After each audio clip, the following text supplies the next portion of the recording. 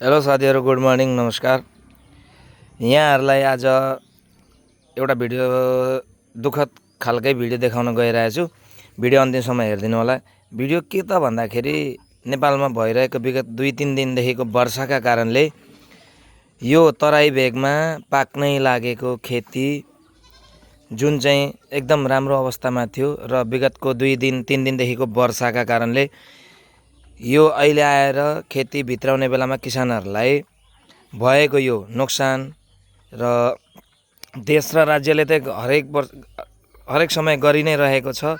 कुनै किसानहरूलाई केही सहुलियत नदिने, अहिलेसम्मको कुनै त्यस्ता सरकारले पहल नचालेको, त्यस्ता खण्डमा पनि अझ यो घडीमा प्राकृतिक प्रकोप भनेको त अब कसैले भनेर रोकिन सक्ने होइन साथीहरू। र त्यसलाई यहाँ हेर्न सक्नुहुनेछ साथीहरू, यहाँ हेर्नुस् है त। अब यो पानीमा यसरी पाकेको धान यसरी डुब्दै छ, पुरै यहाँहरूले हेर्न सक्नुहुन्छ परैसम्म यसरी है। अब यो खेतीलाई कसरी भित्राउने त किसानले, हैन?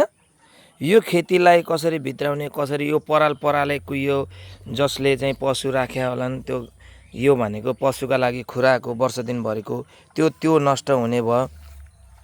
अन्य यहाँहरूले हेर्न सक्नुहुन्छ अन्य विध्वंस यस्ता सुतेर ऊ पारीका त्यस्तै छन्, हैन? यस्तो खेती चाहिँ कसरी अब किसानले चाहिँ आफूले भरपाई गर्ने त? सरकारद्वारा यो चिजमा कुनै पहल छैन, हैन? अनि के गर्ने त भन्दाखेरि किसान चाहिँ हरेकतिरबाट हरेक क्षेत्रबाटै मर्ने भयो क्या।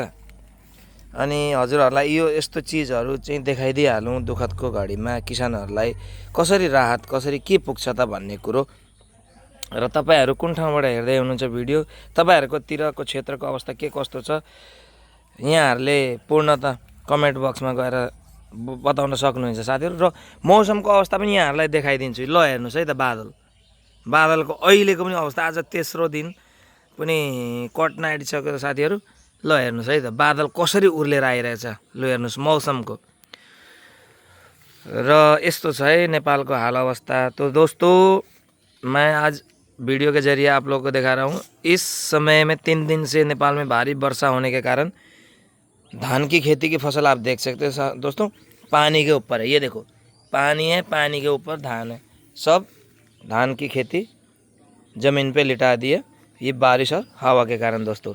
सो अभी का भी मौसम नेपाल का ये देख सकते हो तो दोस्तों, इतना भरा हुआ बादल उठ रहा है। अब ये इसका पता नहीं भी कितना, अभी 2 घंटे से रुका हुआ था भी नहीं बारिश, नहीं तो बहुत तेज से चल रहा बारिश। ये देखो बादल कितने नीचे है। सो दोस्तों, आप भी अपना ख्याल रखना र आफ्नो तर्फबाट हजुरहरूले के चाहिँ बचत, आफ्नो सकेसम्मको बचत गर्नु होला है त। यस्तै छ, मैले भिडियोबाट देखाइहालेँ। किसानहरूलाई जहिले पनि पर्ने मार्का र प्राकृतिक प्रकोपले पनि देश र राज्यले पनि सम्पूर्णले नै मार्का पार्ने भनेको किसानलाई नै हो। हवस् त, धन्यवाद।